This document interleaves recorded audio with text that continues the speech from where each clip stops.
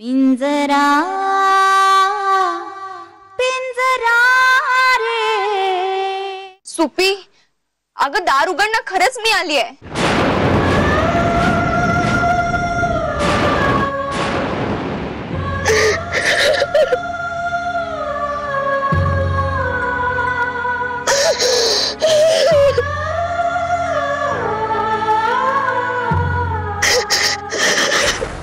हे Narkar you R ना एक नंबर. काय म्हणतात ना ते हे काय ते माणूस म्हणून घ्यायच्या लायकीचं नाही तुम्ही. उगाच कारण देऊ नका इकडे माझ्याकडं. प्लीज स्टॉप युअर फालतू आणि टाको बडबड. Go back Simon. काका, मी तुमच्याशी तात्यांची सून म्हणून नाही तर तुमचीच दुसरी मुलगी म्हणून बोलते असं समजा. अगं पोरी, माझी पोरगी समजतं स्वतःला तर का स्वतःच्या बहिणीच्या आयुष्याचं वाटोळं करायला निघालीस? अगं त्याला काय गावात पोरी मिळणार नाही त्या काय मग पोरी आहेत? माझी सुपीच का? काका, सुपीच्या भावना तरी लक्षात घ्या. पोरीच्या बापाच्या काय भावना असतात ते पोरीचा बापच सांगू शकेल.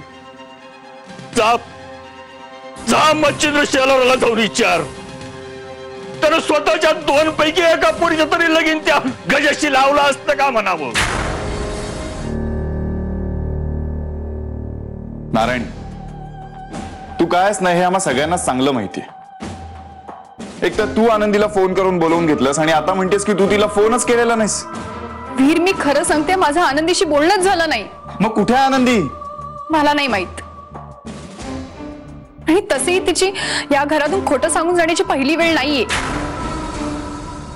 नारायणी, कोण खोटं बोलतं ना हे एव्हाना या घरालाच नाही अख्ख्या गावाला माहिती. हे बघ नारायणी, तुझ्या या नव्या खोट्यामुळे जर माझ्या आनंदीला काही झालं तर इकडची दुनिया तिकडे करी ना मी. काका, तुमचं भाऊजींबद्दल काय मत किंवा तात्यांबद्दल काय मत हे तुम्ही सांगितलं. आता माझं मत आहे का? भाऊजींना लग्न करायचंय सुपीशी.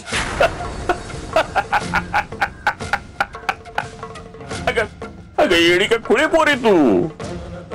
अगं तुझा जन्म झाला नसेल तेव्हापासून त्या देशमुख घराण्याला मी ओळखतो. गरीबा घरची एक बाई सोडली नाही त्यानं. जी बदली ती वाचली, बदली नाही ती देशोधडीला लागली. काका, मला तुमचं सगळं मान्य आहे, तुमचं सगळं पटतंय आणि तुमचा एकही मुद्दा मी नाही खोडून काढू शकत. पण माणसं बदलतात यावरही माझा पूर्ण विश्वास आहे काका. कशाला मला धर्म सांगतात टाकतेस पोरी. हा वीर, सॉरी फोन घ्यायला जरा वेळ लागला. ओजस, मी तुला एका कामासाठी फोन केलाय. नारायणी इथे आली आणि ती म्हणते की तू तिला माझ्याकडे पैसे मागण्यासाठी पाठवलंस.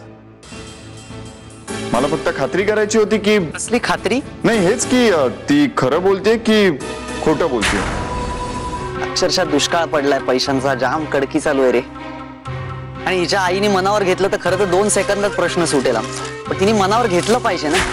ओजस, हा, मला तुला अजून एक प्रश्न विचारायचा होता.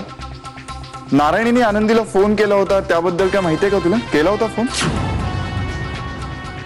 नाही, मला काही माहित नाही. माझ्या समोर तरी नाही केला, पण केला असू शकतो पैशांसाठी.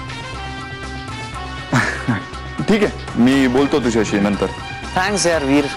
आणि खूप सॉरी, मला खरं असं पैशासाठी तुला त्रास द्यावा लागतोय. पण चल, बाय बाय. हे पैसे.